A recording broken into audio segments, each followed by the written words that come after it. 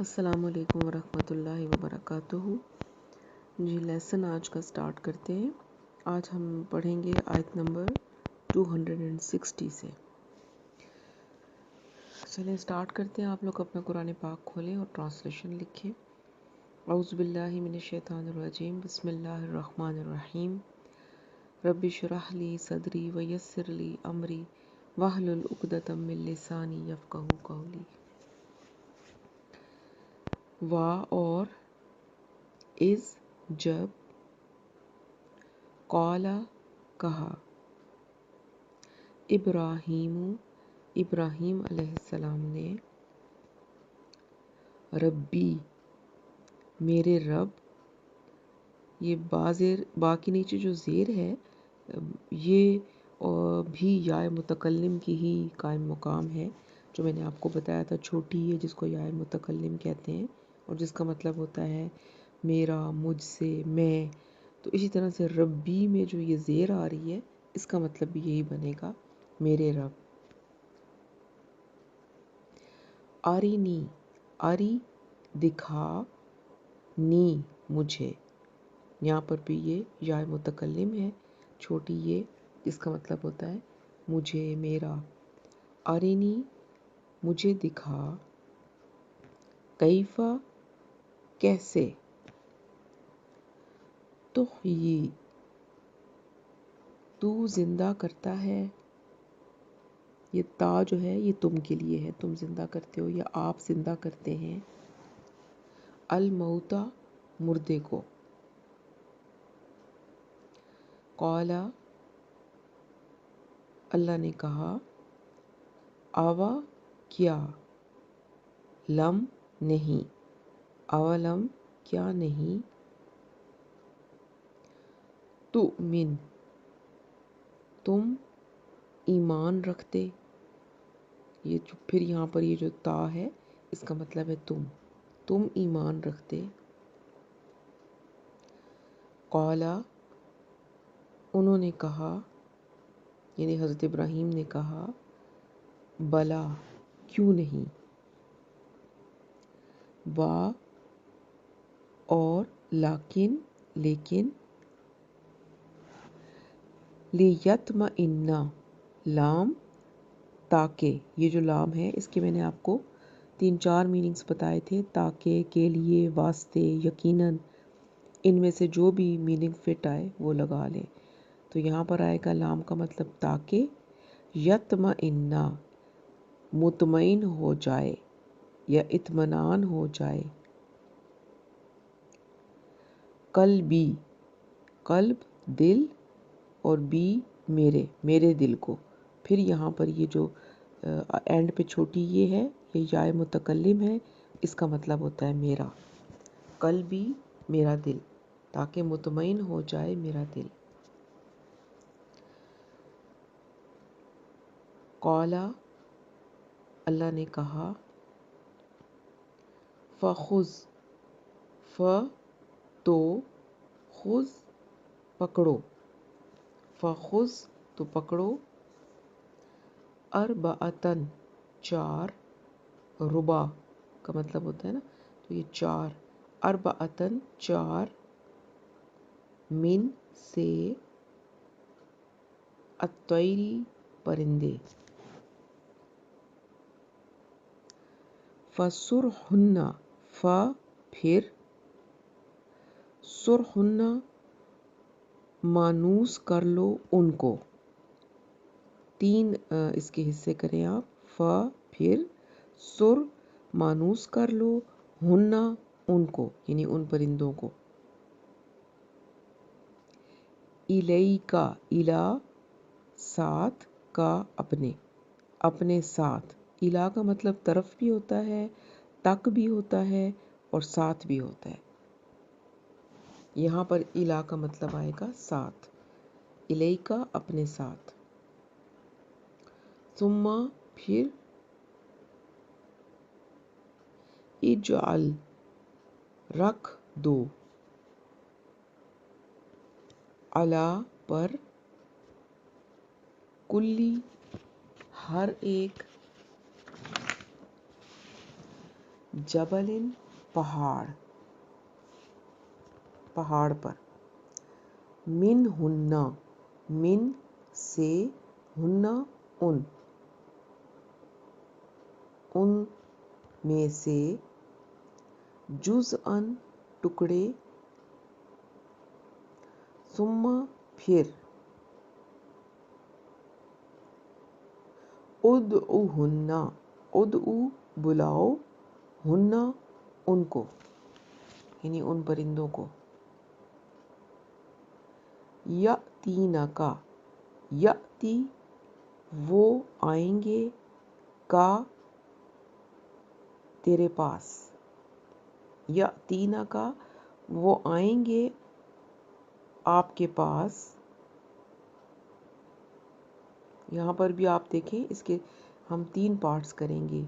ये जो या है इसका मतलब होता है वो, यअतीना आती आएंगे, का आपके पास, वो आएंगे आपके पास, साय दौड़ते हुए, साई से निकला है दौड़ना, दौड़ते हुए, वालम और वालम जान ले, और जान ले, अन्ना के, अल्लाह अजीजुन गालिब है, हकीमुन हिकमत वाला है। मसलु मिसाल, अल्लज़ीना वो लोग जो, युनफिकूना वो खर्च करते हैं, अम्वालहुम अम्वाल माल, हुम अपने माल, फी में, सबीलिल्लाही अल्लाह के रास्ते, सबील रास्ता, अल्लाह के रास्ते में, का मसली का जैसे, मसली मिसाल, जैसे मिसाल, का मसली जैसे मिसाल है, हब्बतिन एक दाना,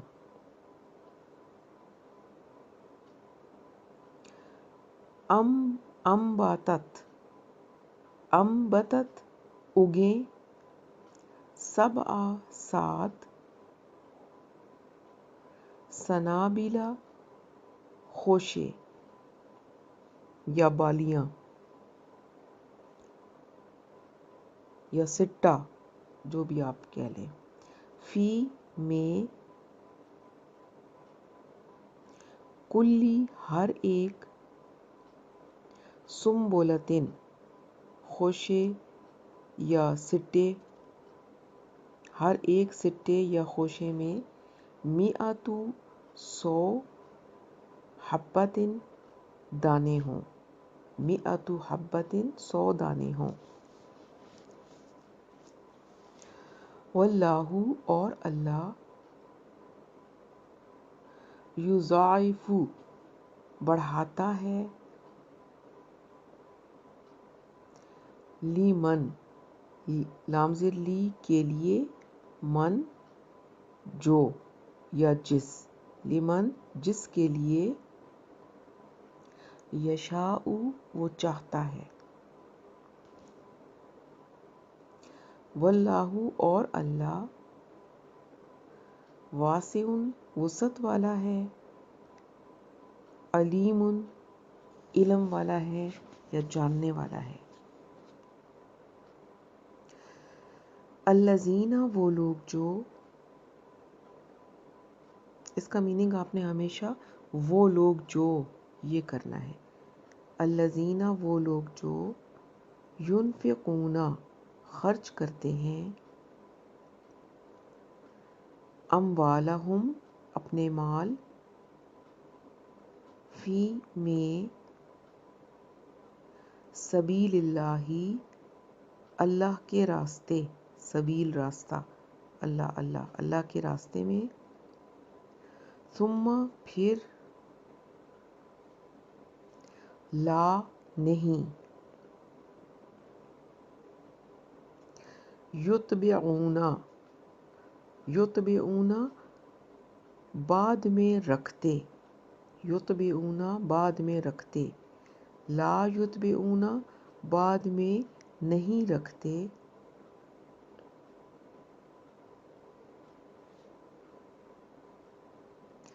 ما جو انفقوا انہوں نے خرچ کیا، منن کوئی احسان، وا اور لا نہیں،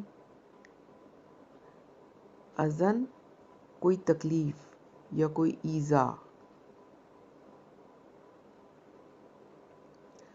لہم لام کے لیے، ہم ان کے لیے، اجرہم اجر ہے، ہم ان کا،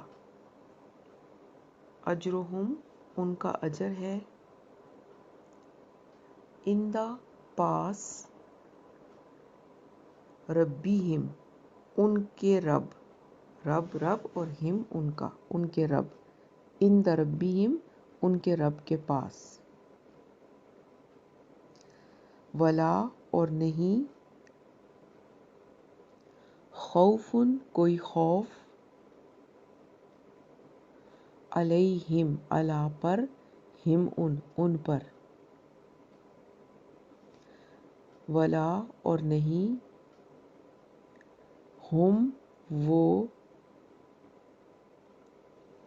یحزنون غمگین ہوں گے، حزن سے نکلا ہے، قول بات،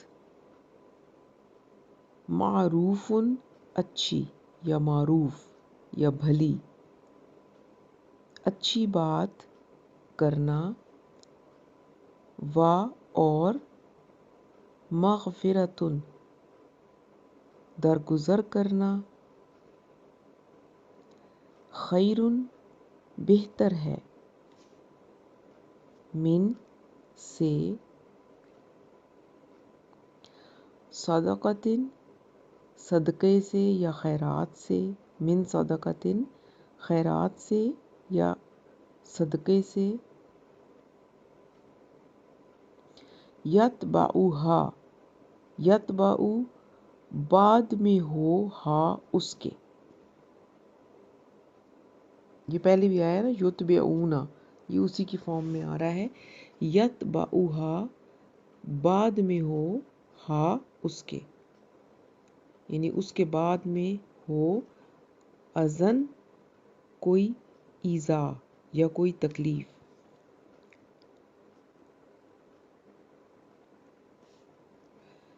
واللہ اور اللہ، غنی غنی ہے یا بے نیاز ہے، حلیم حلم والا ہے یا بردبار ہے۔ بس یہاں پر ہم اپنا لیسن ختم کریں گے، نشان آپ یہاں پر لگا لیں، یہ یہاں تک ٹرانسلیشن ہم نے کرنی ہے۔ اب اس کو ہلکا سا میں آپ کو ایکسپلین کر دیتی ہوں۔ وَإِذْ قَالَ إِبْرَاهِيمُ، اب یہاں پر بھی ایک، یہ پہلے دو واقعات ہم پڑھ چکے ہیں جو بتائے گئے ہسٹری میں سے، اور اب یہ تیسرا واقعہ ہے جو اللہ تعالیٰ قرآن پاک میں بتا رہے ہیں، اور فرمایا کہ وَإِذْ قَالَ إِبْرَاهِيمُ، اور جب کہا ابراہیم علیہ السلام نے، کہ یاد کرو کہ جب ابراہیم علیہ السلام نے کہا تھا، کیا کہا تھا، ربی ارینی کیف تحیی الموتیٰ، انہوں نے فرمایا تھا کہ ربی اے میرے رب، مجھے دکھائیں کہ آپ کیسے مردہ کو زندہ کریں گے، یعنی کہ وہ انہوں نے یہ کہا تھا کہ مجھے مشاہدہ کروا دیں کہ آپ کیسے مردہ کو زندہ کریں گے۔ ایسا نہیں ہے کہ ان کو اس بات پر یقین نہیں تھا، یقین تو تھا، ظاہر ہے وہ پیغمبر تھے، لیکن وہ ایک چیز کو دیکھنا چاہتے تھے تو انہوں نے کہا جی میرے اللہ مجھے دکھائیں کہ آپ کس طریقے سے ایک مردہ کو زندہ کرتے ہیں۔ قال، اللہ تعالیٰ نے فرمایا اس بات کے جواب میں، اولم تؤمن، کہ کیا تمہیں اس بات پر ایمان نہیں رکھتے تم؟ قالا، تو حضرت ابراہیم علیہ السلام نے فرمایا، بلا، کیوں نہیں، کہ کیوں نہیں میرے رب، میں ایمان تو رکھتا ہوں، ولیکن لیطمئن قلبی، لیکن کیا ہے کہ میں چاہتا ہوں کہ میرے دل کو پوری طرح سے اطمینان ہو جائے، یعنی دل کے اطمینان کے لیے میں یہ دیکھنا چاہتا ہوں کہ یہ سب کچھ کیسے ہوتا ہے۔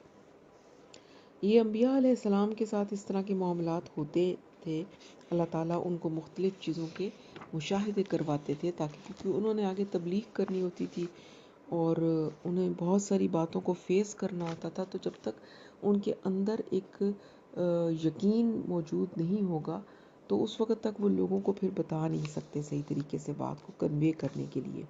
جیسے کہ نبی صلی اللہ علیہ وسلم کو بھی شب معراج میں آسمانوں پر لے جایا گیا اور ہر چیز ان کو ان کی آنکھوں سے دکھا دی گئی۔ تو ان مشاہدات سے انبیاء کو ان ایمانی حقائق پر یقین کامل ہو جاتا ہے جن کی وہ لوگوں کو دعوت دیتے ہیں۔ تو اس وجہ سے انہوں نے کہا کہ بھی مجھے دکھائیں یہ کس طرح ہوتا ہے۔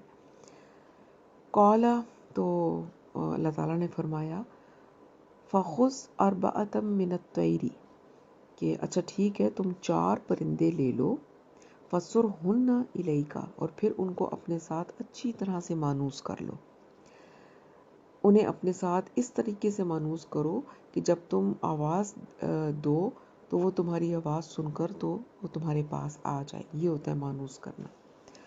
ثم اجعل علی کل جبل منہن جزءا، پھر ان کے ٹکڑے لے کر، یعنی کہ پھر ان کو ٹکڑے ٹکڑے کر دو، اور پھر ان ٹکڑوں کو لے کر ہر ایک پہاڑ پر ان کا ایک ایک ٹکڑا رکھ دو، یعنی پہلے پرندے لو، پھر مانوس کرو، پھر ان کو ذبح کر دو، اور ذبح کر کے ان کے ٹکڑے کر دو، اور پھر ان کو مختلف پہاڑ کی چوٹیوں پر وہ ٹکڑے رکھ دو۔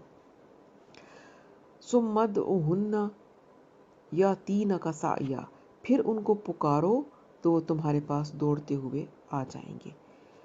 تو اس کی تفصیل میں یہ اس طرح سے آتا ہے کہ حضرت ابراہیم علیہ السلام نے 4 پرندوں کے سر، ان کے دھڑ، ٹانگیں اور ان کے پر علیحدہ علیحدہ کیے، پھر ایک پہاڑ پر 4 کے سر، دوسرے پہاڑ پر 4 کے دھڑ، اور تیسرے پہاڑ پر 4 کی ٹانگیں، اور چوتھے پہاڑ پر 4 کے پر رکھ دیے، اور اس طرح انہیں مختلف اجزاء میں تقسیم کر دیا۔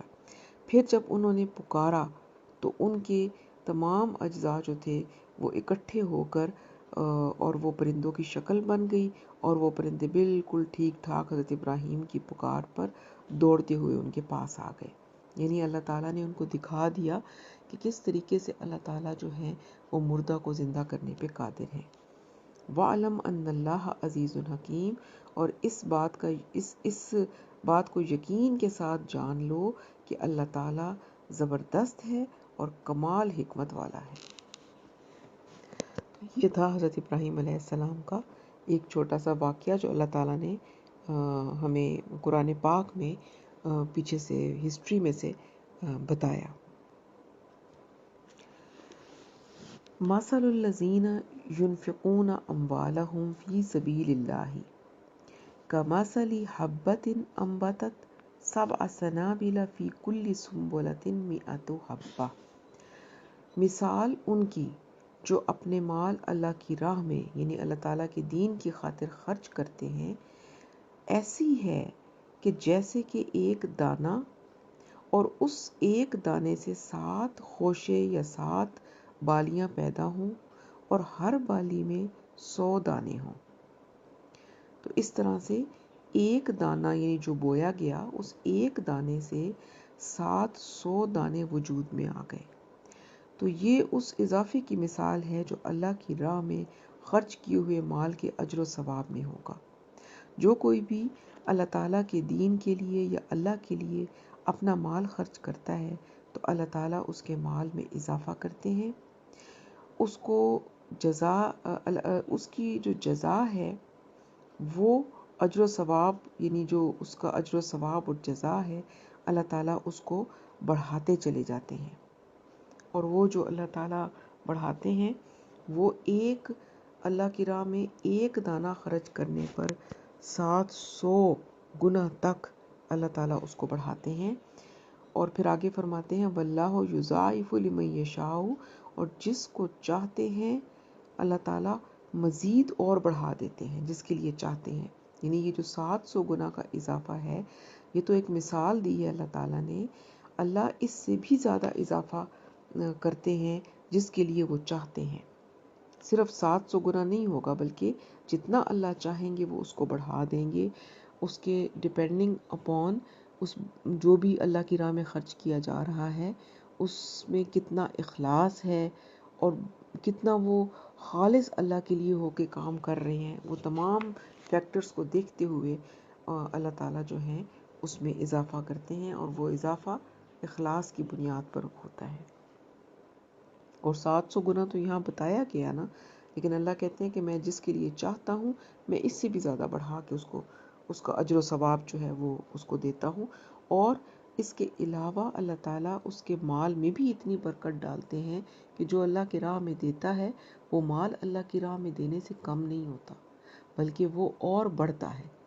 یعنی یہ بھی اللہ کے ساتھ ایک تجارت کرنا ہے کہ جو اب اللہ کی راہ میں آپ خرچ کریں گے تو خرچ کرنے سے مال وہ کم نہیں ہوگا. وہ ایک طرح سے ہم نے ایک جگہ پڑھا ہے نا کہ اللہ تعالیٰ فرماتے ہیں کہ یہ میرے ذمہ قرض ہو جاتا ہے اور اللہ تعالیٰ پھر اس کو بڑھا چڑھا کر واپس کرتے ہیں. الذین ينفقون واللہ واسع علیم، اور اللہ تعالیٰ بڑی وسعت والے ہیں اور سب کچھ جاننے والے ہیں. یعنی اللہ کے خزانوں میں کوئی کمی نہیں ہے اور اس کا جو علم ہے وہ ہر شے کا احاطہ کیے ہوئے ہیں. الذین ينفقون اموالہم فی سبیل اللہ، وہ لوگ جو اپنا مال خرچ کرتے ہیں اللہ کے راستے میں، ثم پھر لا یتبعون ما انفقوا منا ولا اذن، پھر وہ جو اللہ کے راستے میں خرچ کرتے ہیں خرچ کرنے کے بعد نہ تو احسان جتلاتے ہیں اور نہ ہی کوئی تکلیف پہنچاتے ہیں.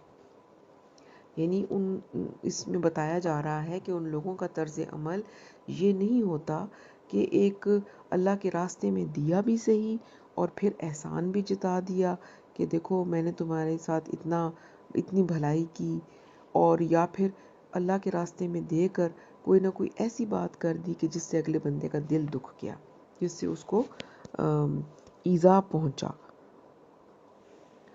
تو اس صورت میں اگر احسان جتلا دیا یا کوئی تکلیف دہ کلمہ کہہ دیا تو پھر وہ جو اللہ کے راستے میں دیا ہے اس کا اجر و ثواب جو ہے وہ ملٹی پلائی بائی 0 ہو جائے گا، پھر اس کا اجر و ثواب نہیں ملے گا، وہ ختم ہو جائے گا. تو اس لیے بڑا محتاط رہنے کی ضرورت ہے کہ جب بھی اللہ کے راستے میں دیں تو دینے کے بعد احسان نہ جتائیں کہ کہیں ہمارا دیا ہوا اس کا اجر و ثواب ضائع نہ ہو جائے، اور نہ ہی کسی کو دینے کے بعد یعنی دے بھی دیں اور ساتھ کوئی ایسی بات بھی کر دیں کہ جس سے اگلے بندے کا دل دکھ جائے تو پھر وہ دیا ہوا ضائع ہو جاتا ہے. اللہ تعالیٰ ہمیں توفیق دے کہ ہم ایسی باتوں سے بچیں اور اللہ کے راستے میں جو کچھ بھی دیں وہ خالص اللہ کے لیے دیں. لہم اجرہم عند ربہم، تو ان کا اجر ان کے رب کے پاس محفوظ ہے. یعنی وہ لوگ کہ جو دینے کے بعد احسان نہیں جتاتے، جو دینے کے بعد کوئی تکلیف دہ بات نہیں کرتے، تو ان کا اجر ان کے رب کے پاس محفوظ ہے. ولا خوف علیہم ولا هم یحزنون، اور نہ تو ان کے لیے کوئی خوف ہوگا اور نہ ہی وہ کسی رنج یا غم سے دوچار ہوں گے. قولا معروفا و مغفرۃ، اچھی بات کرنا اور درگزر کرنا. خیر من صدقۃ، بہتر ہیں اس صدقے سے یتبعها اذن، کہ جس کو دینے کے بعد کوئی اذیت دہ بات کی جائے یا کوئی تکلیف پہنچائی جائے. یعنی اگر آپ کے پاس کوئی ضرورت مند آ گیا ہے، کسی نے آپ کے آگے ہاتھ پھیلایا ہے تو آپ اس کی مدد نہیں کر سکتے یعنی نہیں ہے گنجائش تو اس کی مدد اگر آپ نہیں کر سکتے تو نہ کریں، لیکن کوئی ایسا کلمہ بھی نہ کہیں کہ جس سے اس کو تکلیف پہنچے. نرمی کے ساتھ، اچھی طریقے کے ساتھ اس سے معذرت کر لیں. یا پھر اگر کسی سائل نے آپ کے ساتھ کوئی غلط بات کی ہے، یعنی کوئی ترش بات کر دی آپ کے ساتھ، تو پھر بھی اس کو ڈانٹے مت، کیونکہ اللہ تعالیٰ یہی فرما رہے ہیں کہ کسی بھی سائل کو، سوالی کو جھڑکو مت. تو اس لیے ہمیں بہت زیادہ محتاط ہونے کی ضرورت ہے یہاں پر، کہ جو بھی کوئی آتا ہے مانگنے، تو اسی لیے اللہ تعالیٰ کہتے ہیں کہ بھلی بات کرنا اور درگزر کرنا جو ہے، یعنی وہ اس صدقے سے بہتر ہے، یعنی جس کے بعد کوئی تکلیف دہ بات کر دی جائے. یعنی پھر صدقہ دے کر تکلیف دہ بات کریں گے تو صدقہ بھی ضائع گیا. اس سے بہتر ہے اگر آپ نہیں دے سکتے تو ڈانٹے مت، کوئی بھلی بات کر دیں، اور یا اگر وہ مانگنے والا کوئی ایسی غلط بات کر رہا ہے تو اس کو درگزر کر دیں، اگنور کر دیں.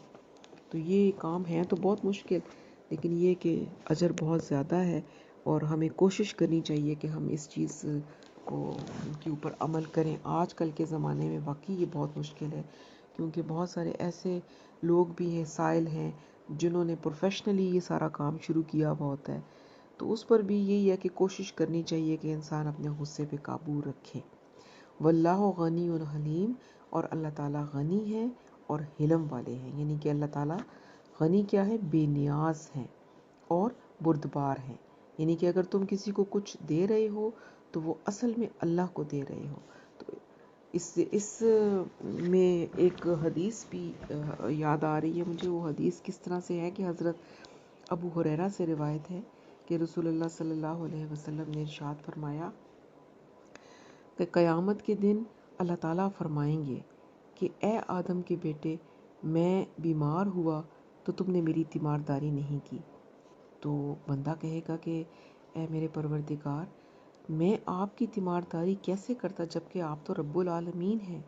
تو اللہ تعالیٰ فرمائیں گے کیا تم نہیں جانتے تھے کہ میرا فلاں بندہ بیمار تھا اور تم نے اس کی تیمارداری نہیں کی؟ کیا تم نہیں جانتے کہ اگر تم اس کی تیمارداری کرتے تو مجھے اس کے پاس موجود پاتے؟ پھر اللہ تعالیٰ کہیں گے اے آدم کے بیٹے، میں نے تم سے کھانا مانگا تھا، تم نے مجھے کھانا نہیں کھلایا. تو بندہ کہے گا کہ میرے رب، میں آپ کو کھانا کیسے کھلاتا جبکہ آپ تو رب العالمین ہیں؟ تو اللہ تعالیٰ فرمائیں گے کیا تم نہیں جانتے تھے کہ تم سے میرے فلاں بندے نے کھانا مانگا تھا تو تم نے اس کو کھانا نہیں کھلایا؟ کیا تم یہ نہیں جانتے تھے کہ اگر تم اس کو کھانا کھلاتے تو اس کھانے کو میرے پاس موجود پاتے؟ یعنی جو کھانا کسی غریب کو دیا جاتا ہے، اللہ تعالیٰ وہ اصل میں اللہ کو دیا جا رہا ہے، یعنی کہ وہ اللہ کے نام پہ دیا جا رہا ہے. پھر اللہ تعالیٰ فرمائیں گے اے آدم کے بیٹے، میں نے تم سے پانی مانگا تھا اور تم نے مجھے پانی نہیں پلایا. تو بندہ کہے گا پروردگار، میں آپ کو کیسے پانی پلا سکتا تھا جبکہ آپ تو رب العالمین ہیں؟ اللہ تعالیٰ فرمائیں گے تجھ سے میرے فلاں بندے نے پانی مانگا تھا، تم نے اس کو پانی نہیں پلایا. تو کیا ایسا نہیں ہے کہ اگر تم اس کو پانی پلا دیتے تو اپنے اس عمل کو میرے پاس موجود پاتے؟ تو یہ حدیث ہے، اس کو اگر ہم سامنے رکھیں تو ہمیں بہت زیادہ محتاط ہونے کی ضرورت ہے. اور اللہ تعالیٰ جو ہیں وہ تو غنی ہیں، ان کو تو ہماری کسی چیز کی ضرورت نہیں ہے، لیکن یہ کہ جو کچھ بھی ہم اللہ کے راستے میں دیتے ہیں وہ اللہ کے بندوں ہی کو دیتے ہیں، اور دینے کے بعد ثواب اور اجر بھی ملتا ہے. اور پھر یہ کہ اللہ تعالیٰ جو ہیں وہ حلم والے بھی ہیں، بردبار بھی ہیں، کہ ہمارے طرز عمل کے باوجود، غلط جو ہمارے طرز عمل ہوتا ہے اس کے باوجود اللہ تعالیٰ ہم کو درگزر کرتے ہیں، معاف فرماتے ہیں. اس کی وجہ یہی ہے کہ وہ حلم والے اور بردبار ہیں اور اپنے بندوں کے ساتھ نرمی کا معاملہ فرماتے ہیں. اللہ تعالیٰ ہم نے جو کچھ پڑھا ہے اس پر عمل کی توفیق عطا فرمائے، اور ہمیں اپنے رویوں کو درست کرنے کی توفیق عطا فرمائے. سبحانک اللہم و بحمدک، نشہد ان لا الہ الا انت، نستغفرک و نتوب الیک. السلام علیکم ورحمۃ اللہ وبرکاتہ.